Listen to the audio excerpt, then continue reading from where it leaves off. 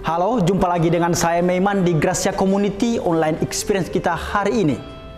Saya ucapkan selamat bergabung untuk Anda semua, baik Anda yang Kristen maupun Anda yang bukan Kristen. Baik Anda yang di Prokerto maupun di luar Prokerto, saya ucapkan terima kasih dan selamat bergabung.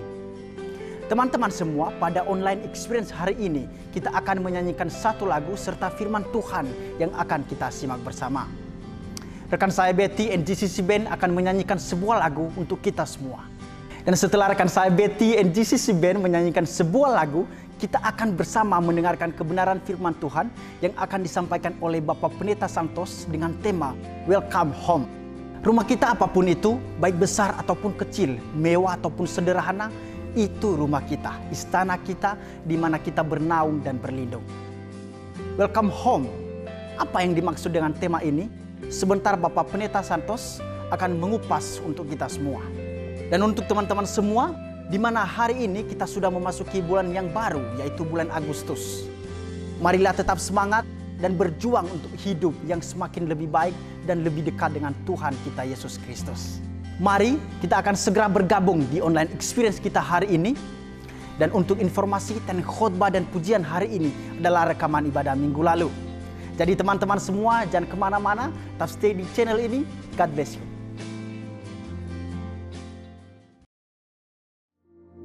Sebab kami percaya Tuhan, kedahsyatan-Mu membuat kami yakin tidak akan mengizinkan keraguan muncul dalam hati dan pikiran kami. Bahkan ketika 1000 rebah di sisi kami, Kau tetap menolong setiap kami.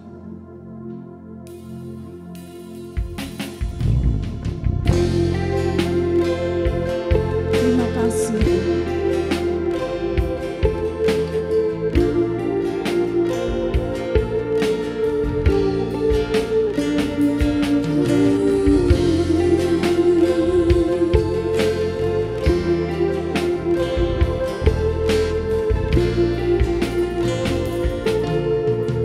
Mari nyanyikan bersama-sama. Tiada pernah ku ragukan kasih setiamu ya Tuhan. Setiap waktu dalam hidupku tak pernah Kau tinggalkan. Meski langit tampak suram, awan gelap pun menghadap. Kami hadapi bersama-Mu Tuhan. Hadapi badai, lewati gelombang, tak pernah Kau tinggalkan diriku. Bersama-sama nyanyikan. Walau 1000 rebah, walau 1000 rebah di sisiku, Kau tetaplah Allah penolongku. Walau 10.000 rebah di kananku, takkan ku goyah sebab Yesus sertaku. Mari saya mengundang kita semua bangkit berdiri bersama-sama. Kita nyanyikan pujian ini dari awal. Tiada pernah kuragukan kasih setiamu ya Tuhan. Tiada pernah kuragukan kasih setiamu ya Tuhan. Setiap waktu dalam hidup kami percaya Kau tidak pernah tinggalkan kami Tuhan.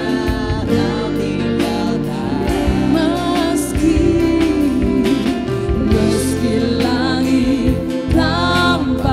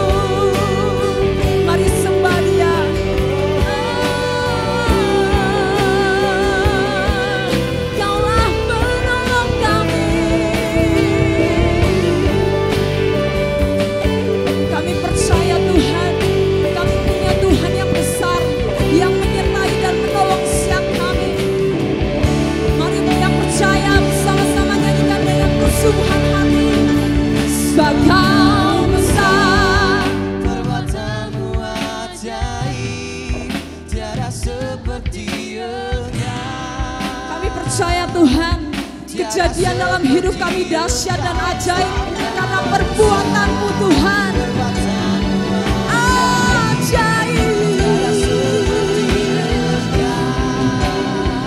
Mari lebih lagi, angkat tanganmu, angkat suaramu.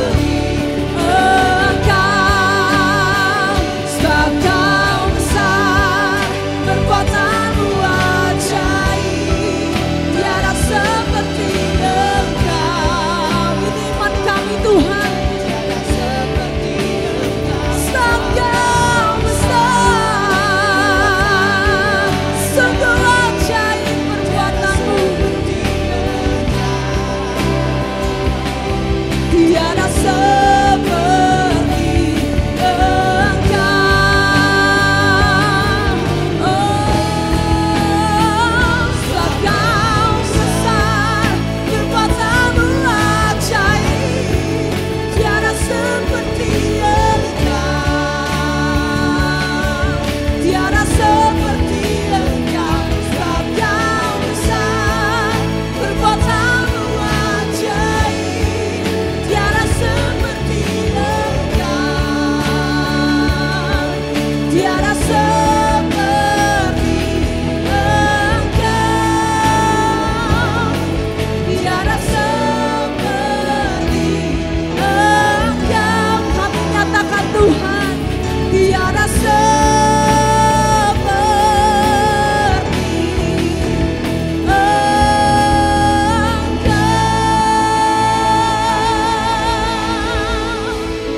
Terpujilah Engkau Tuhan dulu, sekarang dan sampai selama-lamanya.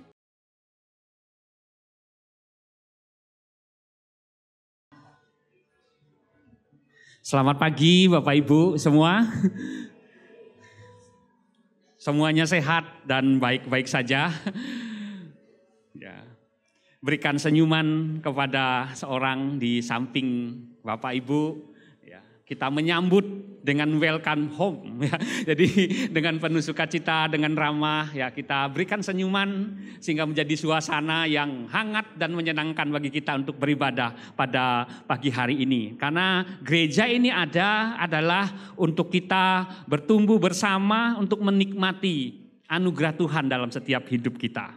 Mari kita membaca Lukas pasal 6 ayat 46 sampai 49. 2-3. Mengapa kamu berseru kepadaku Tuhan, Tuhan, padahal kamu tidak melakukan apa yang aku katakan? Setiap orang yang datang kepadaku dan mendengar perkataanku serta melakukannya, aku akan menyatakan kepadamu dengan siapa ia dapat disamakan. Ia sama dengan seorang yang mendirikan rumah. Orang itu menggali dalam-dalam dan meletakkan dasarnya di atas batu. Ketika datang air bah dan banjir melanda rumah itu tidak dapat digoyahkan karena rumah itu kokoh dibangun.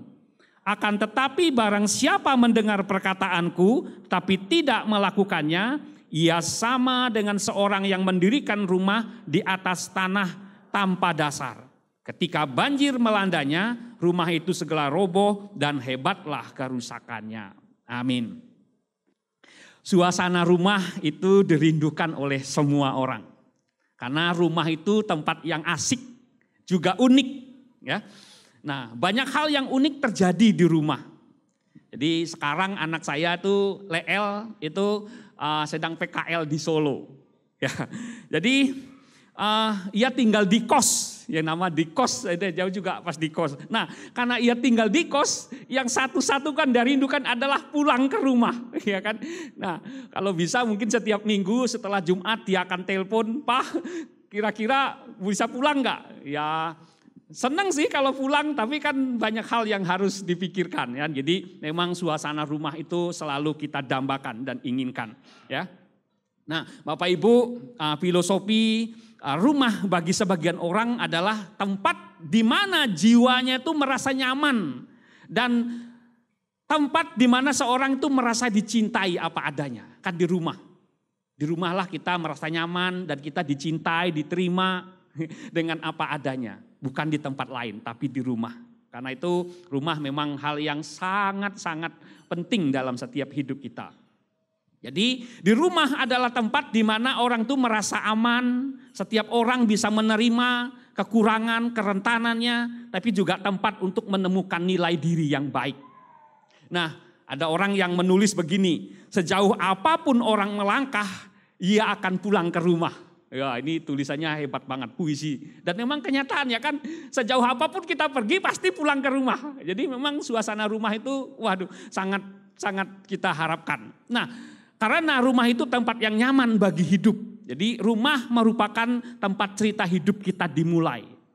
Rumah juga tempat awal cinta dan harapan serta impian kita. Jadi rumah menjadi tempat di mana setiap orang itu bisa merasakan kasih sayang yang nyata. Jadi saat pergi dari rumah memang menyenangkan. Tapi lebih baik dan menyenangkan kalau bisa kembali ke rumah. Bayangkan kalau orang pergi dengan senang tapi nggak bisa kembali ke rumah.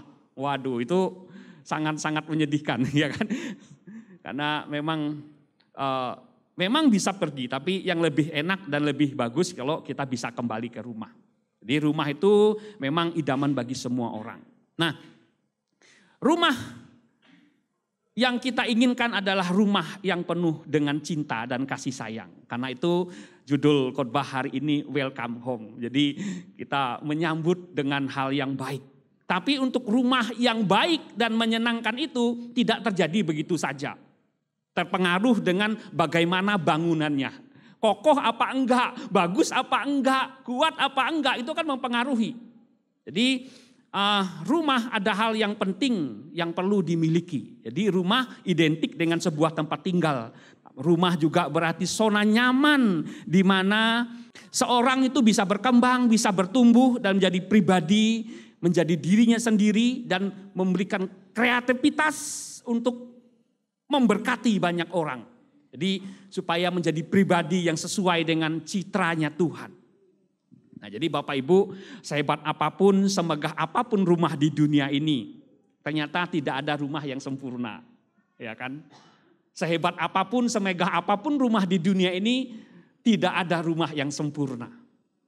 Jadi sebagus dan sederhana apapun rumah, tetap pasti ada masalah dalam rumah. Betul enggak?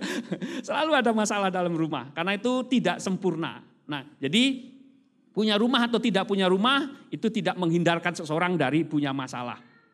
Tapi Bapak Ibu, rumah itu bukan soal dia mewah atau sederhana. Tetapi soal apakah seisi rumah itu ada penyertaan Tuhan di dalamnya. Nah, jadi suasana rumah kita membangun kehidupan ini. Hidup itu bukan hanya soal hidup, tapi soal ada Tuhan enggak dalam hidup kita.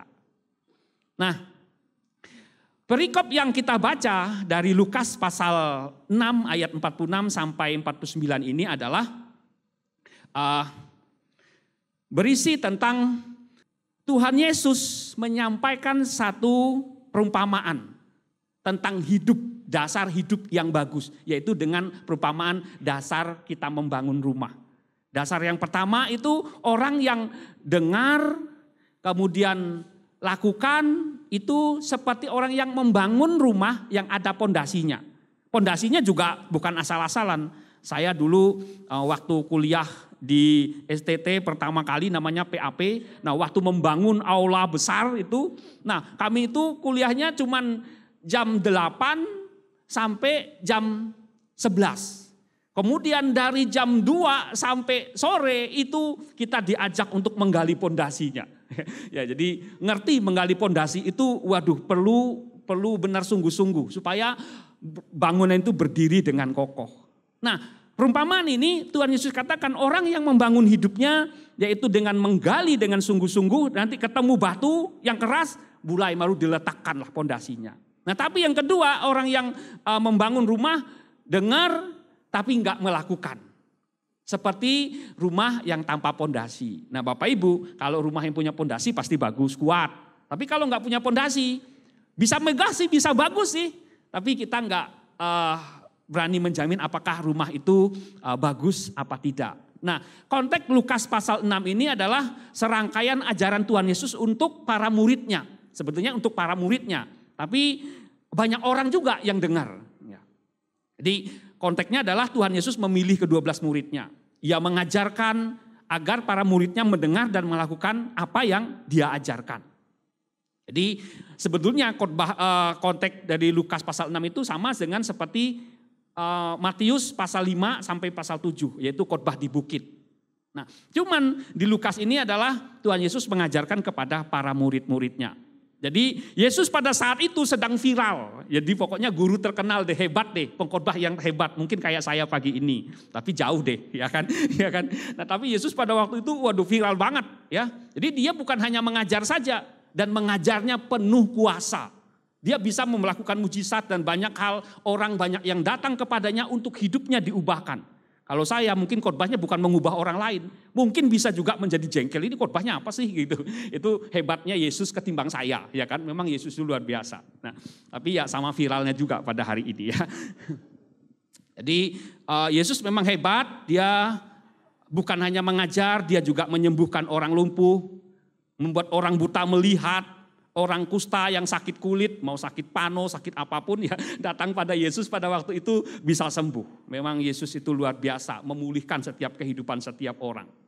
Jadi Yesus juga makan dan bermalam di rumahnya mafia pajak yang terkenal. Jadi Yesus itu memang luar biasa. Dia menciptakan suasana dari hal yang tidak baik menurut orang lain, tapi dengan adanya Yesus, mafia pajak jadi orang yang penuh dengan berkat. Ya. Jadi bukan keuntungan sendiri tapi dia bisa menjadi berkat buat orang lain. Nah, banyak orang juga selain pada muridnya tapi banyak orang juga yang hadir. Kemudian orang ini memanggil Yesus itu dengan sebutan Tuhan, Tuhan. Nah, mungkin Yesus rese atau agak risih gitu. Kenapa nih orang kok manggil saya Tuhan? Ini jangan-jangan ada maksud lain nih, gitu ya kan? Tapi inilah yang jawaban dari Tuhan Yesus. Nah, Yesus tanya, kenapa kamu panggil aku Tuhan, Tuhan? Yang Yesus inginkan bukan hanya memanggil, tapi mengerti kenapa kita memanggil. Jadi maksud Yesus bukan hanya asal manggil Yesus itu Tuhan, bukan hanya hebat seperti kalau lihat saya khotbah nanti saya turun langsung saudara panggil Pak Santos, Pak Santos. Ya saya akan tanya nih ngapain saudara manggil saya? Jangan-jangan tadi itu ada sesuatu yang ditanya dengan khotbah saya. Nah tapi mengerti maksud Yesus kalau manggil Yesus itu Tuhan, Tuhan itu berarti kan berkuasa dalam hidup. Ya pasti kalau Tuhan itu berkuasa dalam hidup maka kamu harus lakukan apa yang dilakukan, apa yang diajarkan. Nah itu yang Tuhan Yesus mau sampaikan. Jadi Yesus memberi perumpamaan tentang sebuah rumah karena hal yang penting dan mendasar dalam hidup agar tahan terhadap badai dan banjir dalam persoalan hidup ini. Jadi sebetulnya kalau kita memanggil Tuhan, Tuhan dalam hidup ini berarti kita sedang memanggil Tuhan untuk meletakkan dasar bagaimana kita hidup supaya kita tahan menghadapi badai dalam persoalan hidup ini. Nah Bapak Ibu kita belajar apa poin yang kita bisa pelajari dari teks dari Lukas pasal 6 yang barusan kita baca bersama. Yang pertama untuk kita bisa membangun hidup ini agar rumah hidup kita itu tahan dari badai dan persoalan dalam hidup. Yesus mengajarkan kepada kita, dengar apa yang Yesus katakan. Jadi mendengar itu, kalau kita mendengar apa yang orang katakan, orang lain itu merasa senang. Tapi kalau apa yang orang katakan kita nggak mau dengar, orang akan menilai kita tuh, waduh gimana ya gitu. Tapi yang jelas mendengar apa yang dikatakan, siapapun bisa datang. Jadi siapapun bisa dengar apa yang Yesus katakan. Semua orang banyak di situ. Ada orang yang sakit kusta, ya kan? Ada yang sakit karena ya macam-macam, mungkin karena gangguan roh setan, tapi juga karena ada kegilaannya yang aneh-aneh, macam-macam. Semua orang bisa dengar dan bisa melakukan apa yang Yesus katakan. Jadi kalau mendengar yang Yesus katakan adalah begini, kenyamanan sebuah rumah itu terletak pada kekuatannya, pada pondasinya. Nah itu, dengar dong itu. Jadi kalau mau hidup itu, hidup yang bagus itu adalah bagaimana kita meletakkan dasar hidup kita di hadapan Tuhan. Bukan megahnya atau kuatnya bangunan itu, tapi pondasinya yang kuat. Nah, Yesus sedang memberikan ilustrasi ini. Jadi rumah yang dibangun di atas pondasi batu itu rumah yang kuat terhadap nanti kalau banjir datang, badai datang, nah rumah itu jadi kuat. Nah sekedar informasi buat Bapak Ibu, gambaran ini adalah karena di Timur Tengah itu, terutama di Israel itu kan jarang rumput hijau, jarang tumbuh-tumbuhan hijau. Itu banyak pasir, gunung, banyak pasirnya. Jadi orang itu kalau membangun rumah ya di lereng gunung.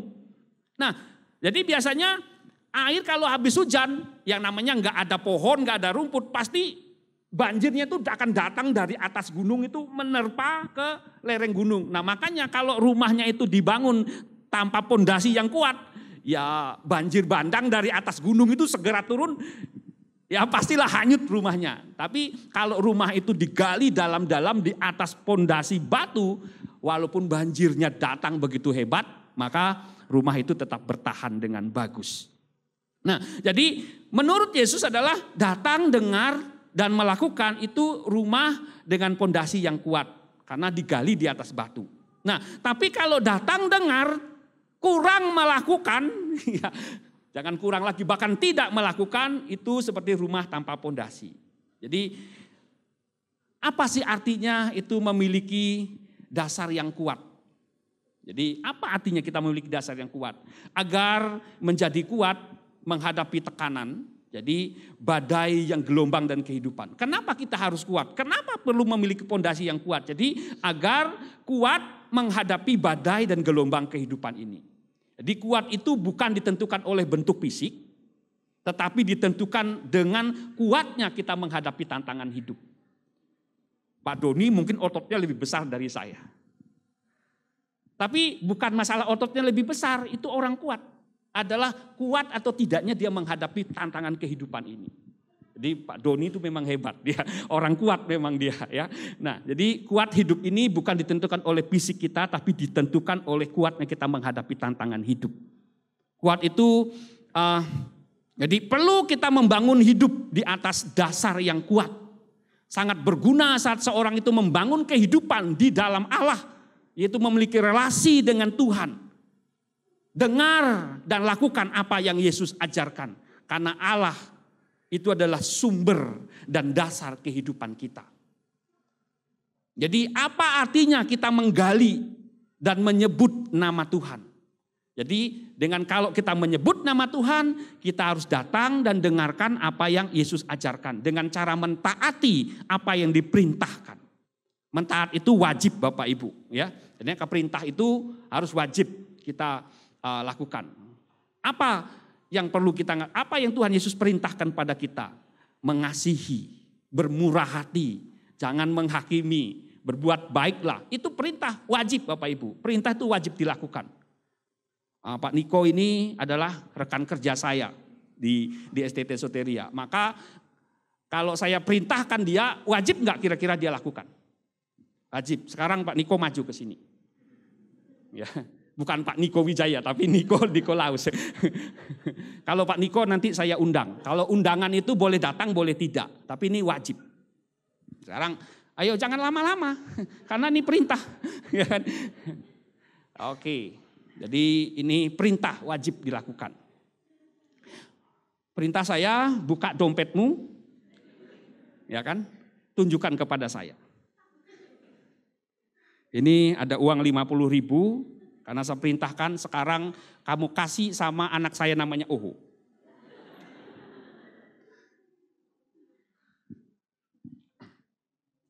Oke, dia kasih sama anak saya Oho. Oke, Oho terima. Nah, wajib enggak dia melaksanakannya? Wajib, kan itu perintah dari saya. Nah sekarang saya perintahkan Oho untuk kembalikan lagi. Ya kan? Jadi perintah itu wajib Bapak Ibu. Tapi kalau undangan, saya undang. Bapak Ibu, silakan kasih uang kepada Oho. Saya undang. Coba. Nah sekarang saya omongin aja nggak mau karena undangan. Ya kan? Ya. Ada mungkin yang mau nanti yang mau ngasih tapi nanti. Atau bahkan nggak mau, nggak penting. Jadi dalam hidup ini Bapak Ibu, perintah itu penting kita lakukan. Yesus, dasar hidup kita yang kuat adalah kita mentaati dan melakukan perintah Tuhan. Itu wajib kita lakukan. Jadi menyimak apa yang Yesus ajarkan itu jauh lebih penting daripada kita melakukan aktivitas rohani. Karena mengarahkan hati dan ajaran kita kepada Tuhan itu membuat kita sudah beraktivitas secara rohani. Jadi ketika kita mentaati perintah-perintah Allah, kita membuka pintu menuju perkenanan Tuhan. Jadi keamanan datang ketika kita melakukan petunjuk-petunjuk Tuhan. Jadi keamanan, rasa senang, rasa sukacita itu bahkan hal yang baik terjadi kalau kita mentaati peraturan. Ketaatan kita melakukan terhadap peraturan lalu lintas itu memberi keamanan bagi kita untuk berkendara. Kalau nggak taat lampu merah diterjang aja. Kayak siapa di sini? Itu tuh orangnya di depan gitu ya. Kalau lampu merah jobros aja, bahaya Bapak Ibu. Nanti tiba-tiba ada becak nyelonong, Bapak Ibu bisa celaka. Jadi ketaatan kita terhadap perintah itu memberikan keamanan kepada kita untuk kita menerima perkenanan Tuhan. Jadi karena memang Tuhan katakan kepada kita, hendaklah kita menjadi pelaku firman Tuhan, bukan hanya mendengar saja. Nah, jadi Tuhan Yesus menyebut seorang yang membangun rumah yang bijak adalah orang yang mendengar dan melakukan perkataan Tuhan Yesus. Jadi perbedaan antara orang yang bijak dan bodoh menurut Yesus adalah orang yang taat dan yang tidak taat melakukan firman Tuhan. Itu saja. Jadi perbedaan orang yang bijak dan bodoh itu menurut Yesus sederhana, taat atau tidak. Gitu. Dengar apa tidak, lakukan apa tidak. Itu menurut Tuhan Yesus. Jadi ketaatan itu mendatangkan berkat, ketidaktaatan itu mendatangkan masalah. Nah, Allah menetapkan beberapa syarat untuk kita supaya kita dapat pertolongannya, supaya kita itu menikmati berkat dan perlindungannya. Yaitu dengan kita taat, kita berserah dan mengandalkan Tuhan. Nah, karena itu kita perlu dengar, datang dan lakukan apa yang Tuhan Yesus katakan. Nah, Bapak Ibu, membangun rumah itu ada risikonya. Nah, pada umumnya kita juga pasti tahu bahwa menjalani hidup ini itu punya risiko. Banyak risiko enggak Bapak Ibu? Bangun rumah itu punya risiko, banyak sekali risikonya. Nah, dalam hidup ini kita juga pasti punya risiko. Nah, risiko itu ada di sekeliling kita. Dan tidak ada hidup yang tanpa risiko. Nah, karena itu kita memilih walaupun ada risikonya, kita tetap pun memilih. Membangun itu memang ada risikonya, tapi kita tetap membangun rumah. Supaya kita menikmati suasana rumah itu dalam hidup kita. Nah, Bapak Ibu, saya itu memilih mencintai istri saya, namanya Feni Ariasih. Ada risikonya enggak? Wah, banyak banget Bapak Ibu. Ya. Ya. Tapi kalau saya tidak memilih, lebih banyak risikonya enggak? Oh, pasti banyak, ya kan, Bapak Ibu. Jadi saya tetap memilih menikah dengan dia walaupun ada risikonya. Nah, jadi pilihan yang terbaik ketika saya adalah memilih mencintai dan menikahinya.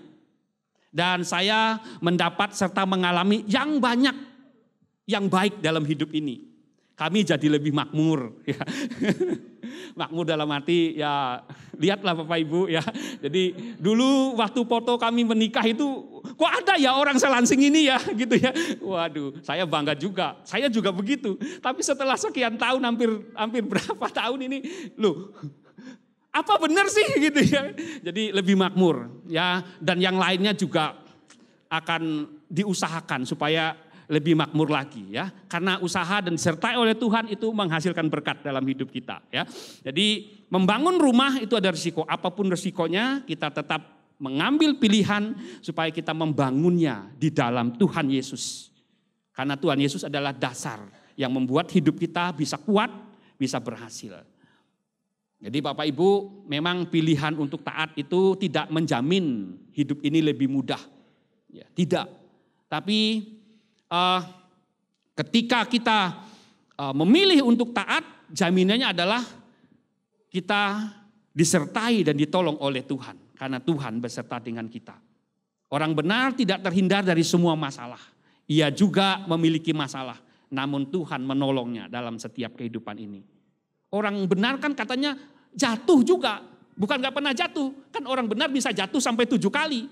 Tapi bukan masalah jatuhnya itu, memang bisa jatuh. Tapi yang penting adalah Tuhan yang mengangkatnya dari kejatuhan itu. Jadi dalam hidup ini memang kita punya masalah, tapi ada Tuhan yang bersama dengan kita. Nah, pondasi rumah itu Bapak Ibu tidak nampak. Ada yang bisa lihat pondasi rumah? Pasti gak ada. Tapi itu sangat penting dalam hidup. Nah, kita lihat dalam hidup kita ini.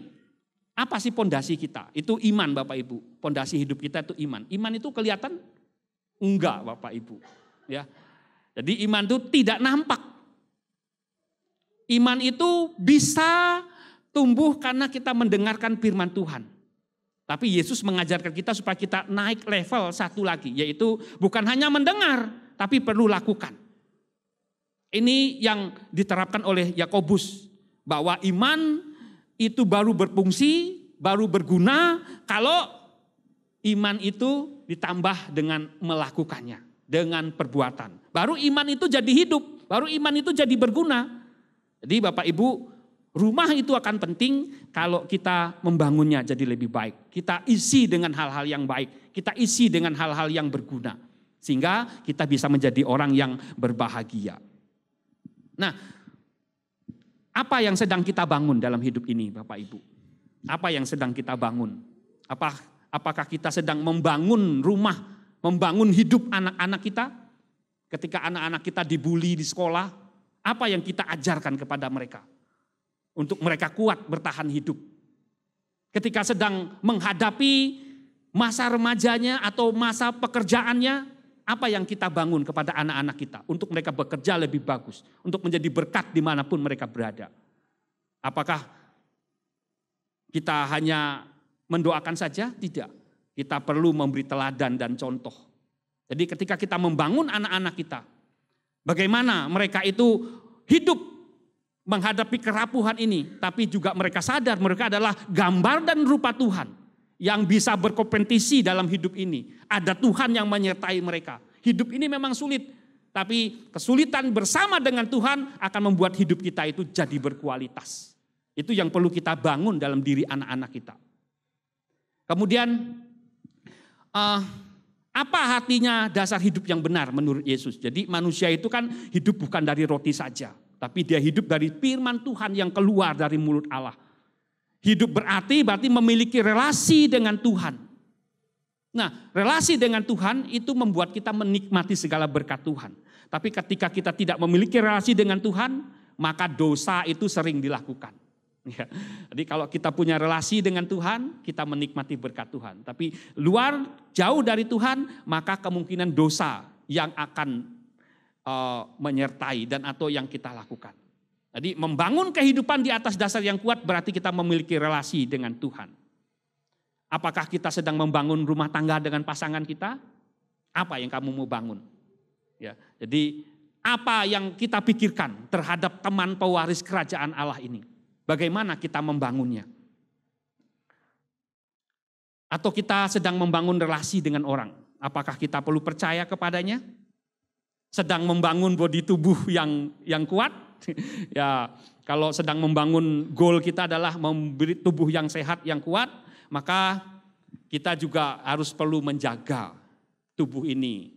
Jaga makan, jaga mulut, dan jaga yang lainnya, ya kan? Supaya kita memiliki hidup yang baik. Jadi, memang kita memiliki relasi dengan Tuhan tidak membuat kita bebas dari masalah. Karena orang hidup ini punya masalah dan pergumulan. Rumah yang dibangun dengan pondasi itu tetap juga punya masalah. Tapi ketika banjir datang, bahaya datang, orang itu akan kuat. Hidup ini tidak lepas yang namanya dari kesalahan orang lain dan kita berbuat salah. Maka pondasi yang kuat bagi kita adalah kita bersedia memaafkan kesalahan itu. Bersedia memaafkan pasangan kita yang lagi rewel, ya, atau bos kita yang menuntut, karyawan kita yang ngeyel, ya. Itu kalau kita bersedia memaafkannya, itu akan menjadi pondasi yang kuat dalam hidup kita untuk bisa menjadi berkat bagi orang lain. Nah, jadi yang kedua Bapak Ibu, apa yang kita pelajari? Jadi yang kedua adalah kita bukan hanya mendengar saja, tapi yang sekarang kita adalah melakukan apa yang Yesus katakan. Nah, melakukan apa yang Yesus katakan, gali lebih dalam. Di situ ada deep down deep. Ya, jadi gali lebih dalam. Ya, jadi kita lakukan di saat kita gagal melakukan ajaran Yesus, Yesus tetap memberikan kasih karunia-Nya. Jadi saat kita menggali kita bisa lelah, kita bisa putus asa, tapi Tuhan katakan terus gali lebih dalam. Supaya kita menemukan pondasi itu. Supaya rumah kita ini berdiri dengan megah. Jadi Bapak Ibu, karena kita mengasihi Tuhan dengan mendengar dan melakukan apa yang Tuhan Yesus ajarkan, kita tidak akan melakukan hal yang bodoh, apalagi dosa dalam hidup ini. Karena setiap kali melakukan dosa, kita kehilangan hal yang baik yang asalnya dari Tuhan. Hidup kita bisa jadi hancur, sulit untuk bertahan menghadap segala godaan. Jadi memilih untuk berbuat dosa berarti kita itu memilih untuk menjalani kehidupan yang tidak baik. Jadi dengan pertolongan Tuhan kita bisa bijaksana dan kuat menjalani kehidupan ini. Jadi Bapak Ibu, siapapun bisa dengar Tuhan Yesus. Murid-muridnya juga bisa dengar, kemudian setiap orang itu bisa datang. Nah, melalui perumpamaan ini sebetulnya Tuhan Yesus sedang menggali lebih dalam untuk menanamkan dasar yang kuat dalam diri sahabat-sahabatnya. Salah satunya adalah Petrus. Jadi melalui perumpamaan ini sebetulnya Tuhan ingin menyampaikan bahwa kita terus bangun kehidupan ini lebih baik. Supaya kita tuh bisa menjadi reflektor kasih Tuhan dalam hidup ini. Salah satu Petrus. Ya. Jadi Petrus adalah salah satu murid Tuhan Yesus yang dengar, datang dan lakukan apa yang Yesus ajarkan. Kalau kita belajar tentang Petrus, ya jadi Petrus itu kan seorang nelayan. Seorang nelayan itu pekerjaannya kasar. Karena itu pada waktu menangkap ikan itu perlu tenaga yang besar. Kemudian Petrus itu orang yang meninggalkan perahunya, keluarganya, mertuanya yang sakit-sakitan. Tapi dia juga mulai ikut Yesus. Kemudian ia melihat Yesus melakukan banyak sekali mujizat. Satu malam ketika sedang berlayar, ia melihat Yesus berjalan di atas air. Lalu Petrus coba ingin seperti Yesus. Dan Yesus ajak Petrus. Kemudian Petrus dengar ajakannya, lalu Petrus jalan. Tapi saat jalan tiba-tiba dia tenggelam. Ya, ini bedanya Petrus dengan Yesus. Kalau Yesus enggak tenggelam, Petrus tenggelam. Walaupun dia dengar, walaupun dia ikut. Ya. Tapi yang penting di sini bukan tenggelamnya Petrus. Saat itu dia memang tenggelam, tapi tangan Tuhan siap menolongnya. Mungkin kita gagal menggali, mungkin kita gagal membangun pondasi hidup yang baik dalam hidup ini. Tapi ada Tuhan yang menolong hidup kita. Petrus juga orang yang putus asa, ya, melihat Tuhan Yesus disalib, tapi Tuhan Yesus terus memberikan kesempatan kepadanya. Mengalami Tuhan dan dalam berbagai situasi kehidupan itu menolong kita untuk kita menemukan kekuatan dalam hidup ini. Tuhan yang menerima Petrus apa adanya, Tuhan juga yang menyertai Petrus dengan segala situasi. Itu rumah yang nyaman dan aman bagi Petrus. Disertai bersama dengan Tuhan, itu adalah rumah pondasi yang kuat, yang nyaman bagi Petrus. Dan itu adalah tempat bagi kita. Kalau kita meletakkan dasar hidup kita, mendengar dan melakukan apa yang Yesus katakan, itu rumah yang nyaman dan welcome bagi kita semua. Untuk kita menikmati berkat-berkat Tuhan. Jadi Bapak Ibu, Petrus akhirnya berani mati karena keyakinan kepada Tuhan. Yang hidup karena dia mengikuti Tuhan seumur hidupnya. Tuhan hadir dan menjumpai kita semua di dalam setiap hidup kita. Bahkan di dalam rumah ibadah ini. Untuk menguatkan kita semua. Dan di rumah Tuhan ini menjadi tempat untuk kita mendengar dan untuk melakukan apa yang Yesus ajarkan. Mendengar itu masih dalam level kita mendapatkan informasi. Tapi dengan kita melakukannya, kita mengalaminya. Dan kita akan bisa menikmatinya dan bertumbuh dengan baik. Jadi untuk kita bisa melakukan sesuatu itu perlu latihan. Latih iman kita. Jadi sesuatu yang berguna, sesuatu yang hebat itu karena latihan. Ya kan? Kalau kita tidak latihan, memang kita sih punya potensi. Tapi kalau tidak dilatih, maka potensi itu akan biasa-biasa saja. Nah, jadi kita perlu melatih dalam hidup ini. Apa yang kita perlu latih? Latih sabar, ya, latih baik, murah hati. Kalau ke gereja, ya sekali-sekali lah. Mungkin di rumah Bapak Ibu jarang senyum, di gereja wajib senyum apa ya? Ya kan, supaya kita melatihnya gitu, supaya memberikan kenyamanan bagi kita semua. Nah, supaya kita tetap kuat dan tidak roboh dalam menghadapi kehidupan ini.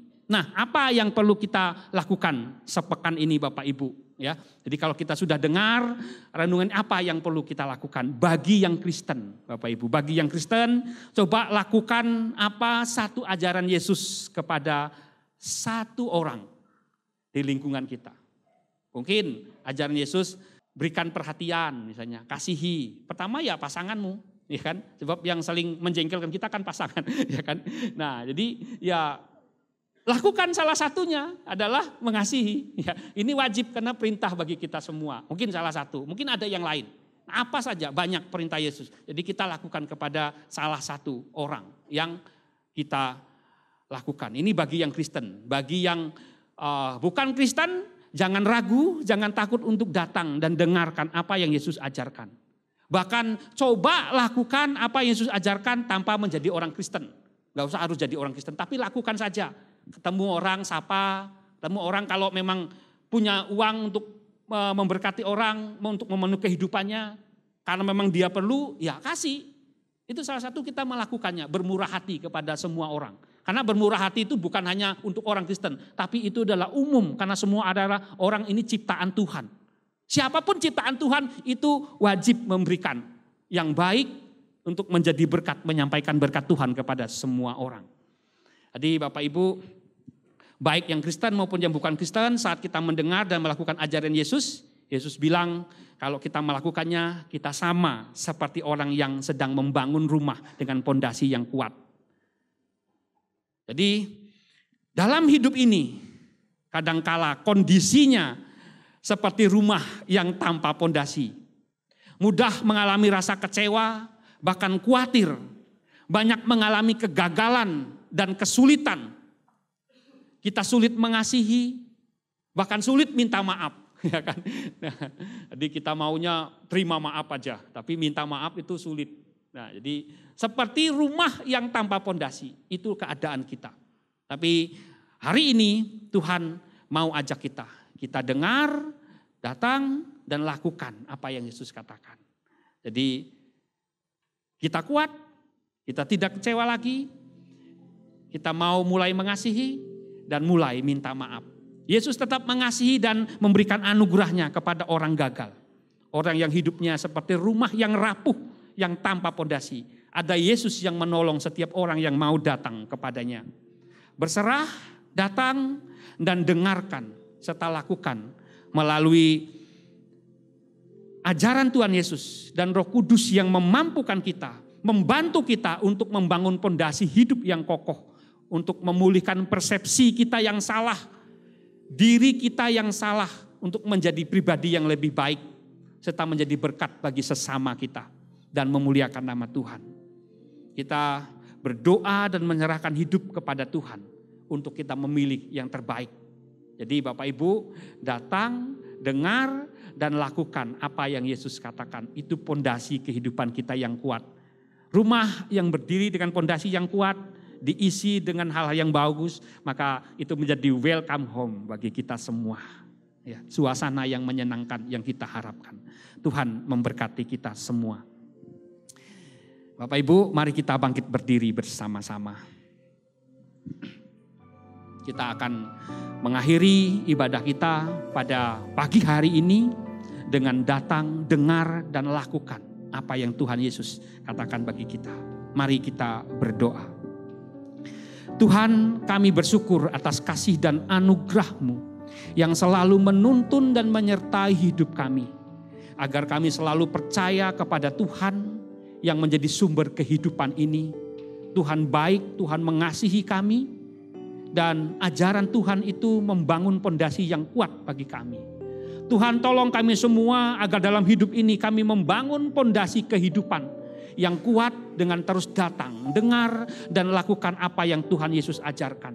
Tolong kami untuk selalu percaya kepada tuntunan Tuhan yang tidak pernah salah dalam kehidupan kami. Agar kami menjadi reflektor kasih Tuhan yang membuat kami kuat menghadapi situasi yang sulit yang kami alami. Karena Tuhan tidak pernah meninggalkan kami. Sidang jemaat yang dikasih oleh Tuhan, sekarang tadahkan hatimu untuk menerima berkat Tuhan. Tuhan memberkati kehidupan kami semua. Rumah tangga kami diberkati oleh Tuhan. Apapun yang kami kerjakan, Tuhan buat berhasil. Pendidikan anak-anak kami diberkati.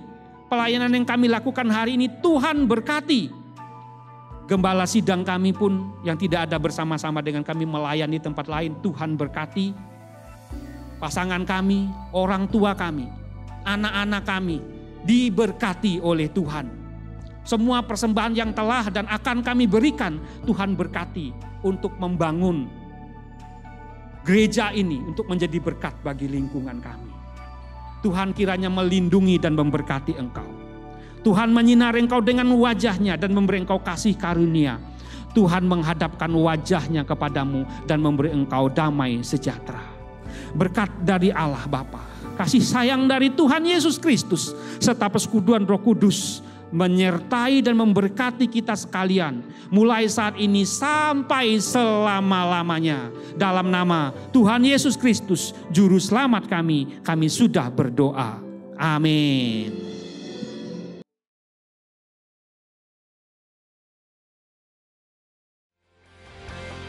Sampai di sini online experience kita. Semoga Anda semua mendapatkan berkat dan kekuatan dari tayangan pujian dan khotbah hari ini. Terima kasih Bapak Pendeta Yahudi Santos untuk pesan firman Tuhannya. Semoga kita semua diberi kekuatan dan semangat yang baru dalam menjalani hidup ke depan. Dan kepada semua tim GCC Purwokerto, Anda semua luar biasa dan salam kompak selalu. Serta kepada Anda semua yang telah menyaksikan tayangan kami ini dengan setia, saya ucapkan terima kasih. Saya juga ucapkan terima kasih untuk Bapak Ibu dan teman-teman semua yang telah dengan setia dan antusias dalam memberi persembahan. Anda semua luar biasa, sehingga program GCC Purwokerto bisa berjalan dengan baik dan bisa menjadi reflektor terang Tuhan di kota Purwokerto. Kiranya Tuhan memberkati dan memberi kemudahan untuk segala usaha pekerjaan Bapak Ibu semua. Selanjutnya untuk Bapak Ibu yang akan memberikan persembahan, baik persembahan rutin atau persembahan perpuluhan, bisa langsung ke kotak persembahan yang ada di gereja, atau Bapak Ibu bisa langsung mentransfer ke rekening gereja yang tertera di layar Anda.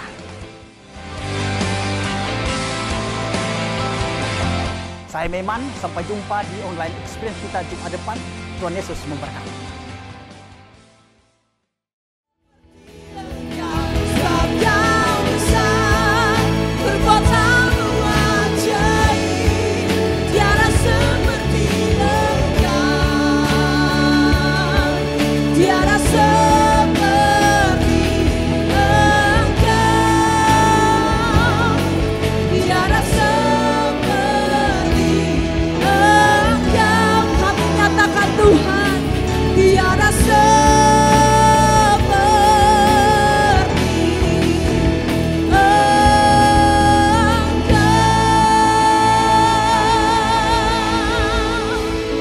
Terpujilah Engkau Tuhan dulu sekarang dan sampai selama-lamanya.